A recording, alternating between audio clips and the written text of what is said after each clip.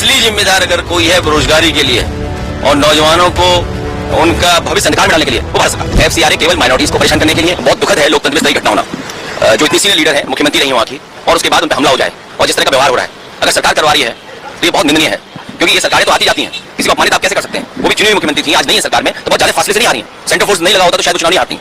ये सिक्योरिटी मिली चाहिए उनको, और सरकार की जिम्मेदारी उनकी सुरक्षा का इंतजाम करे।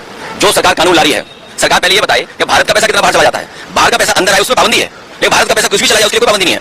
सरकार को अपने पुराने नारे याद करने चाहिए कि काला धन वापस आएगा, किसी को पैसा लेके भागने नहीं देंगे। लेकिन जब से बीजेपी आई है, पैसे वालों के अच्छे दिन आ गए हैं, बड़े लोगों के अच्छे दिन हैं। जितना चाहो उतना पैसा ले जाओ कानूनी तरीके से और गैर कानूनी तरीके से, उसमें पाबंदी कब सरकार लगाएगी?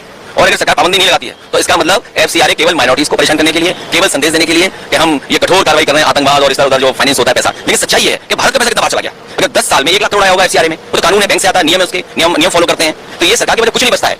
तो अब क्या ला रहे हैं? इसके बाद लाएंगे डिलिमिटेशन। भारत की सीमा नहीं बचा पा रहे। आज भारत का क्षेत्रफल क्या है वो नहीं बता पा रहे।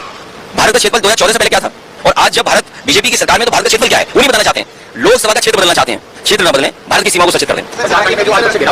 नहीं, सच्चाई है कि झारखंड के बच्चों से बातचीत हुई है सरकार की, और सरकार बातचीत कर रही है, हमें उम्मीद है रास्ता निकलेगा। लेकिन असली जिम्मेदार है भारत की सरकार। भारत की सरकार ने क्या किया झारखंड के लोगों को नौकरी देने के लिए?